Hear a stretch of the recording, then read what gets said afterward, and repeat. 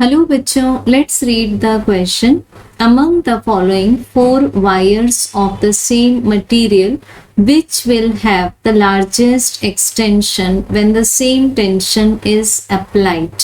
So question में basically हमें same material की means जिनका मैन्युफैक्चरिंग मटेरियल सेम है, सेम मटेरियल मीन उनका यंग्स मॉड्यूलस भी सेम होगा। सेम मटेरियल से बनी हुई हमें चार वायर्स गिवन है। मान लेते हैं इन वायर्स को ए, बी, सी एंड डी। अब ये चार वायर्स में अगर हम सेम टेंशन भी अप्लाई करेंगे, सो टेंशन मीन्स क्या है, basically this is a load, this is a force. तो हमें फाइंड करना है कि किस वायर में मैक्सिमम एक्सटेंशन होगा, मीन्स उसकी लेंथ सबसे ज्यादा बढ़ेगी, जबकि हमें गिवन है डिफरेंट वायर्स के लिए length and their respective diameters. तो सबसे पहले हम लोग देखते हैं यंग्स मॉड्यूलस को हम एक्सप्रेस करते हैं by the ratio of the longitudinal stress divided by longitudinal strain से। स्ट्रेस को हम लोग लिखते हैं force divided by area and strain को लिखते हैं the change in length divided by original length. Because यहाँ बात चल रही है लॉन्गिट्यूडिनल स्ट्रेन की, सो हमें इसका आंसर मिल जाएगा F multiplied by original length divided by area multiplied by the extension.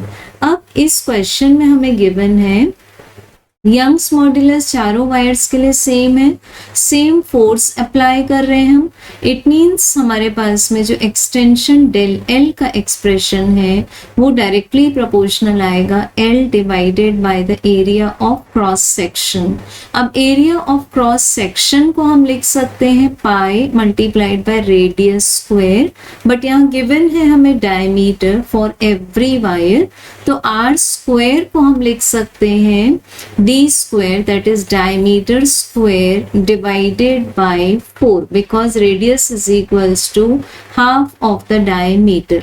अब pi and 4 भी constants हैं, तो हम लिख सकते हैं कि extension del L is directly proportional to the length but inversely proportional to the square of the diameter.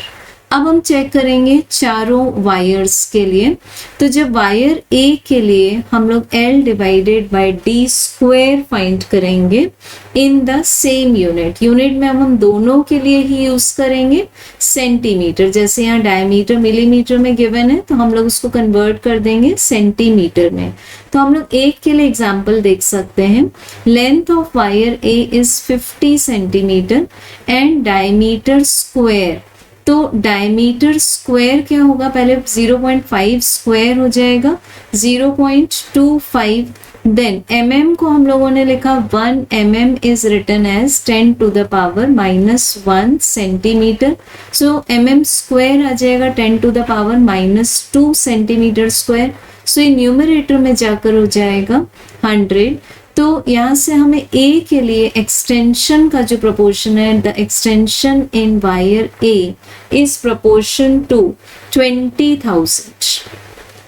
अब जब सिमिलर वे में हम लोग वायर बी के लिए सॉल्व करेंगे तो हमें मिलता है extension in wire B is proportional to 10,000, then extension in wire C is proportional through 5,000 and the extension in wire D is proportional to this is 3,333.33।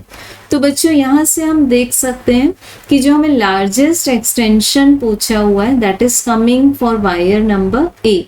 It means first wire जिसकी length है 50 centimetre, diameter is 0.5 mm। सो हमें correct answer मिल जाएगा यहाँ पर for the largest extension, option number A. Thank you.